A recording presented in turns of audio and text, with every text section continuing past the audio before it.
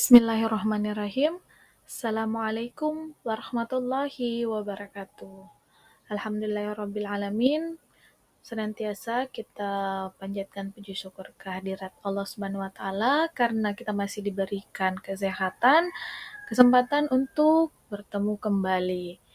Jadi, bertemu kembali bersama Ibu pada hari ini dalam mata pelajaran Pendidikan Agama Islam dengan tema materi yang akan kita pelajari hari ini, beriman kepada qada dan qadar berbuah ketenangan hati. Pengertian qada, qadar, dan takdir. Qada secara bahasa berarti ketetapan atau keputusan. Di dalam Islam, qada merujuk pada ketetapan Allah Subhanahu wa taala atas segala sesuatu yang terjadi di alam semesta sejak zaman azali sebelum alam semesta diciptakan. Kemudian yang kedua, qadar artinya secara bahasa ukuran atau kadar. Dalam Islam, qadar merujuk pada perwujudan atau realisasi dari ketetapan Allah Subhanahu wa taala atau biasa disebut dengan qada. Qadar adalah bagaimana ketetapan Allah Subhanahu wa taala itu terjadi baik dalam bentuknya, waktunya maupun tempatnya. Takdir berarti segala sesuatu yang telah ditetapkan dan terjadi oleh kehendak Allah Subhanahu wa taala. Nah, di sini takdir dapat dibagi menjadi dua jenis. Yang pertama, takdir mubram. Apa itu takdir mubram? Takdir yang tidak dapat diubah oleh manusia, seperti jenis kelamin, kematian, dan takdir lainnya yang telah ditentukan sejak zaman azali, zaman sebelum diciptakannya bumi dan seisinya. Yang kedua, takdir mu'allak. Apa itu takdir mu'allak? Takdir yang dapat diubah oleh usaha manusia, seperti kekayaan, kesehatan, dan kebahagiaan.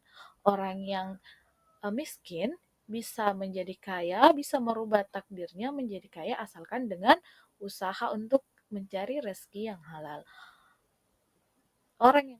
Selanjutnya hubungan antara qada, qadar, dan takdir. Qada dan qadar adalah dua sisi dari satu mata uang yang sama. Qada adalah ketetapan Allah, sedangkan qadar adalah perwujudan dari ketetapan tersebut. Takdir adalah istilah umum yang digunakan untuk merujuk pada keduanya. Jadi, iman kepada qada dan qadar merupakan salah satu rukun iman dalam Islam. Beriman kepada qada dan qadar berarti meyakini bahwa segala sesuatu yang terjadi di alam semesta telah ditetapkan oleh Allah Subhanahu wa taala. Hikmah beriman kepada qada dan qadar. Yang pertama, jika menumbuhkan rasa syukur kepada Allah Subhanahu wa taala atas segala nikmat yang diberikan. Yang kedua, menerima segala musibah dengan lapang dada sebagai ujian dari Allah Subhanahu wa taala. Yang ketiga, memotivasi diri untuk selalu berusaha dan berikhtiar dengan sebaik-baiknya.